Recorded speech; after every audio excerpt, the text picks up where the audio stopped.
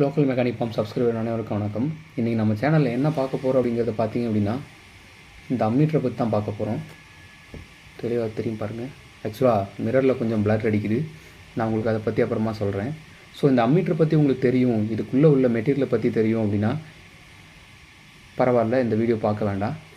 Suppose இல்லை, எனக்கு அதை பற்றி தெரியாது, இதுக்குள்ளே அம்மீட்டர் எதுக்காக யூஸ் ஆகுது அப்படிங்கிற விஷயம் தெரியும், ஆனால் இதுக்குள்ளே உள்ள மெட்டீரியல் வந்து எப்படி யூஸ் ஆகுது, என்ன அளவுக்கு ப்ராசஸிங் ஆகுது அப்படின்ற விஷயம் வந்து உங்களுக்கு தெரியல அப்படின்னா இந்த வீடியோ ஃபுல்லாக ஸ்கிப் பண்ணாமல் பாருங்கள்.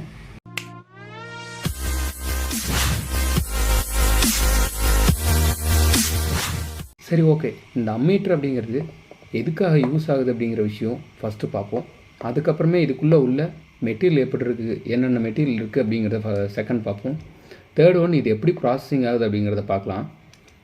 ஃபஸ்ட் ஒன், இந்த அம்மீட்டர் வந்து எதுக்காக யூஸ் ஆகுது அப்படின்னா, ஒரு லைனில் நம்ம யூஸ் பண்ணக்கூடிய ஒரு மெட்டீரியலோட எவ்வளோ ஆர்ம்ஸ் எடுத்துக்குது அப்படிங்கிறத கணக்கு பண்ணுறதுக்காக தான் இந்த அம்மீட்டர் வந்து யூஸ் ஆகுது.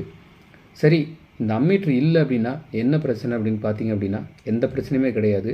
ஆனால் இது இருந்துச்சு அப்படின்னா நம்மளோட, அதாவது நம்ம இதை வந்து வீட்டில் ஒரு மோட்டருக்கு யூஸ் பண்ணுறோம் அப்படின்னா அந்த மோட்ரு, அதாவது அந்த மோட்ரு எத்தனை யூனிட் எடுத்துக்குது பர் மந்த்துக்கு அப்படிங்கிற விஷயத்தை எக்ஸாக்டாக நம்ம கால்குலேட் பண்ணிக்கலாம். ஸோ அதை வச்சு நம்ம கரண்ட் பில்லை வந்து ஈஸியாக மெஷர் பண்ணலாம். ஸோ இதுதான் இந்த அம்மீட்டரோட யூசேஜ். சரி, இது வரைக்கும் இந்த அம்மீட்ரு எதுக்காக நம்ம யூஸ் பண்ணுறோம் அப்படிங்கிற விஷயத்தை பார்த்துருப்பீங்க. சரி, இந்த அம்மீட்டருக்குள்ளே உள்ள மெட்டீரியல் வந்து என்னென்ன இருக்குது அப்படிங்கிறத பார்த்துடலாம்.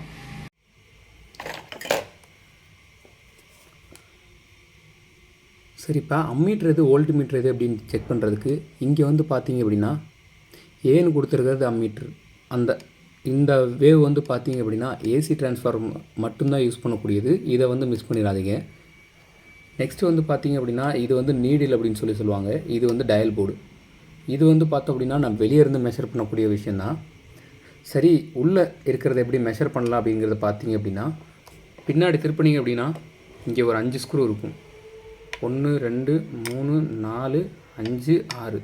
இந்த 6 ஸ்க்ரூவை ரிமூவ் பண்ணிங்க அப்படின்னா இந்த டயல் மீட்டரோட கேஜ் மட்டும் தனியாக வெளியே வந்துடும். ரிமூவ் பண்ணிடலாம் வாங்க.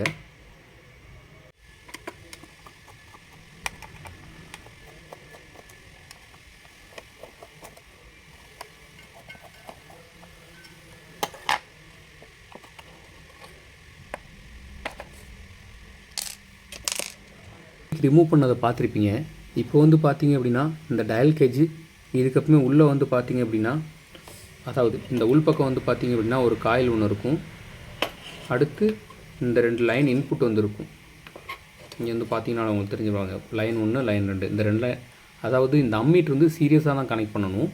அது எப்படிங்கிற விஷயம் உங்களுக்கு நான் லாஸ்ட்டில் வந்து டெஸ்ட் பண்ணி காட்டுறேன் அம்மீட்டரை, அப்போ பாருங்கள். நெக்ஸ்ட்டு வந்து பார்த்திங்க அப்படின்னா உள்ளே இருக்கக்கூடிய இந்த காயிலோட விஷயத்தை பார்த்துக்கோங்க. இதுதான் எனர்ஜியஸ் ஆகி மேக்னெட்டிக் ஃப்ளக்ஸ் வந்து இந்த டயலை வந்து எந்த ஆர்ம்ஸ் போகுது அப்படிங்கிற விஷயத்தை தெளிவாக காட்டுறதுக்கு யூஸ் ஆகும். டென்ஷன் ஸ்ப்ரிங், இது வந்து பார்த்திங்க அப்படின்னா டென்ஷன் ஸ்ப்ரிங் அப்படின்னு சொல்லுவாங்க. இந்த டென்ஷன் ஸ்ப்ரிங் எதுக்கு அப்படின்னா, அதாவது மேக்னெட்டிக் ஃப்ளக்ஸ் உருவானதுக்கப்புறமேவும் அந்த நீடில் வந்து ஒரு குறிப்பிட்ட ஸ்டாண்டர்டான ஒரு விஷயத்தில் வச்சுக்கிறதுக்கு தான். இப்போது 2 ஆர்ம்ஸ் போகுது அப்படின்னா அந்த 2 ஆர்ம்ஸ்க்கான எந்தளவு மேக்னெட்டிக் ஃப்ளக்ஸ் உருவாகுதோ அதுக்கேற்ற மாதிரி அதோட ஸ்டாண்டர்டான ஒரு நிலைமையில் நிறுத்துறதுக்காக இந்த டென்ஷன் ஸ்ப்ரிங் வந்து யூஸ் ஆகுது. இது வந்து பார்த்திங்க அப்படின்னா டயல் கேஜ் அப்படின்னு சொல்லுவாங்க. நம்ம அட்ஜஸ்ட்மெண்ட்டுக்காக யூஸ் பண்ணக்கூடியது. இதுக்குள்ளே எப்படி இருக்கும் அப்படிங்கிறத கழட்டிடலாம் வாங்க. ஸோ இப்போ இது வந்து பார்த்திங்க அப்படின்னா அந்த 2 ஸ்க்ரூவையும் கழட்டினது தான். ஸோ அதுக்கப்புறமே இந்த டயலில் உள்ள ஒரு விஷயம் வந்து இதுதான். இப்போ இந்த கேஜ் வந்து பார்த்திங்க அப்படின்னா ஒரு மேக்னட்டிக், அதாவது ஒரு நார்மலான ஒரு எஸ்எஸ் மெட்டீரியல் தான். இந்த ஸ்ப்ரிங் டென்ஷன் வந்து எப்படி ஒர்க் ஆகுது அப்படின்னு பாருங்கள். அதாவது நான் நார்மலாக தூக்கி பிடிச்சி வச்சுருக்கேன். ஒரே டைரெக்ஷனில் ஸ்டாண்டர்டாக நிறுத்துறதுக்கு மட்டும்தான் அந்த ஸ்ப்ரிங் டென்ஷன் வந்து யூஸ் ஆகுது. ஸோ மற்றபடி வேறு எதுவுமே கிடையாது.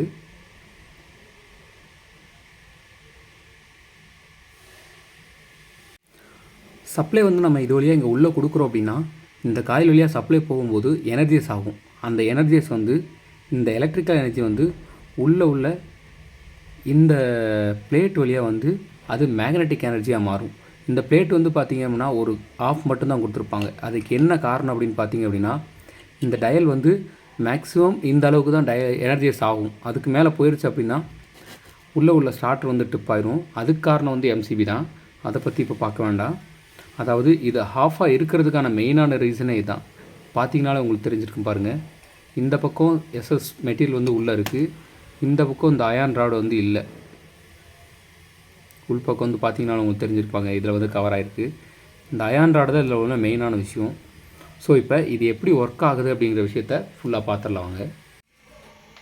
முதல்ல அம்மீட்டர் கனெக்ட் பண்ணுறதுக்கு பார்த்திங்க அப்படின்னா இந்த மாதிரி 2 நட்டையும் நம்ம கழட்டிட்டோம் அப்படின்னா 2 டெர்மினல் இருக்கும்.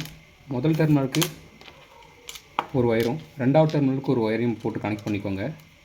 இது நார்மலாக டெஸ்டிங்க்கு யூஸ் பண்ணுற காரணத்தினால வந்து பார்த்திங்க அப்படின்னா நாங்கள் நார்மலாக ரஃபாகவே தான் யூஸ் பண்ணுறோம். நீங்கள் யூஸ் பண்ணுறீங்க, ஒரு ஸ்டார்டருக்காக யூஸ் பண்ணுறீங்க அப்படின்னா அதை வந்து எந்த அளவுக்கு குவாலிட்டியாக யூஸ் பண்ண முடியுமோ அந்தளவுக்கு குவாலிட்டியாக யூஸ் பண்ணிக்கோங்க.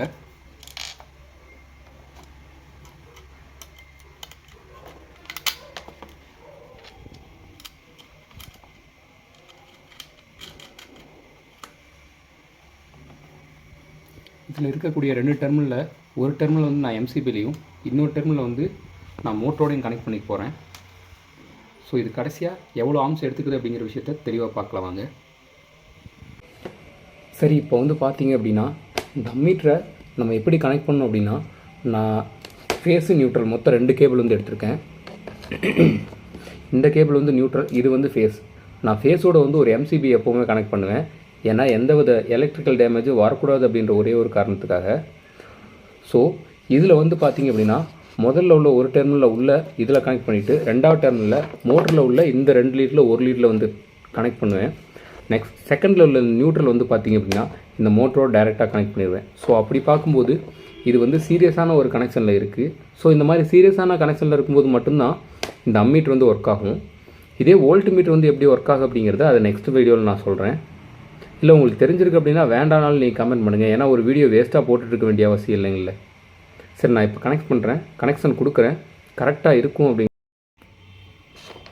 ஸோ நான் முன்னாடியே சொன்ன மாதிரி தான் ஒரு டெர்மினல் வந்து பார்த்திங்க அப்படின்னா எம்சிபியோட கனெக்ட் பண்ணிவிட்டு, இன்னொரு டெர்மினல் வந்து பார்த்திங்க அப்படின்னா மோட்டரோட கனெக்ட் பண்ணுவேன். ஸோ இப்படி பார்க்கும்போது ஃபேஸோட எம்சிபியிலிருந்து அம்மீட்டர்லேருந்து இங்கே மோட்டரோட ஒரு டெர்மினலுக்கு வந்து வந்துடும். ஸோ இப்படி பார்க்கும்போது பார்த்திங்க அப்படின்னா இது ஒரு சீரியஸ் கனெக்ஷனில் தான் இருக்கும். ஸோ கனெக்ஷன் வந்து நான் நார்மலாக சிம்பிளாக தான் போடுறேன். ஸோ இந்த மாதிரி நீங்கள் கனெக்ஷன் போட வேண்டாம். நான் கனெக்ஷன் எப்படி போட்டிருக்கேன் அப்படிங்கிற வீடியோ வந்து ஏற்கனவே போட்டிருக்கேன். பார்க்காதவங்க நம்ம சேனலில் போய் பாருங்கள்.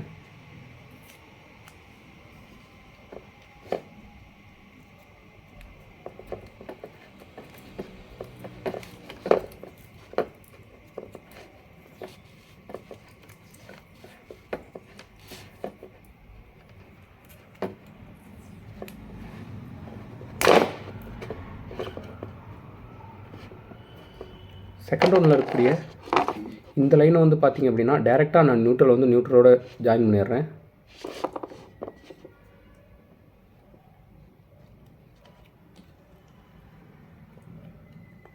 ஸோ இது சிம்பிளான கனெக்ஷனாக இருக்கவும் மட்டும்தான் நான் எர்த்து வந்து கனெக்ட் பண்ணாமல் ரன் பண்ணுறேன்.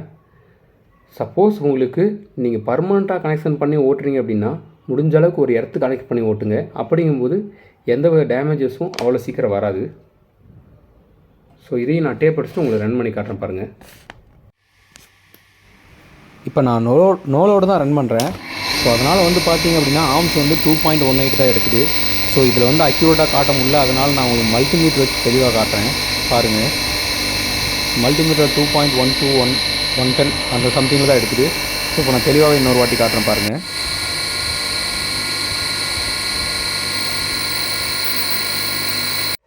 சரி, இப்போ இதில் இந்த அம்மீட்டரோட ரேஞ்ச் வந்து பார்த்திங்க அப்படின்னா முதல்ல இந்த 0 to இந்த ஃபஸ்ட் லைன் வந்து பார்த்திங்க அப்படின்னா 5 ஆம்ஸு, செகண்ட்லேருந்து தேர்டு பார்த்திங்க அப்படின்னா 10 ஆம்ஸு, நெக்ஸ்ட்டு 15, 20, 25, 30 அப்படிங்கிறதா இதோட ஆம்ஸு.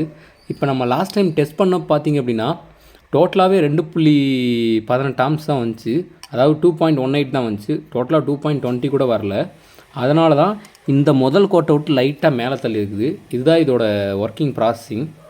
நான் இதை எப்படி ரன் பண்ணுறாங்க அப்படின்ற விஷயத்த நான் உங்களுக்கு ஃபுல் அண்ட் ஃபுல் ஒரு வீடியோ பின்னாடியே காட்டுறேன். ஸோ இந்த வீடியோ உங்களுக்கு புரிஞ்சிருக்கும்னு நினைக்கிறேன். இப்போ வந்து பார்த்திங்க அப்படின்னா நான் சுவிட்ச் ஆன் பண்ணுறேன். ஆர்ம்ஸை வந்து பார்த்திங்க அப்படின்னா 20க்கு போயிட்டு அதுக்கப்புறமே அந்த 0ன்ற பக்கத்தை விட்டு மேலே தான் இருக்குது. அதை நான்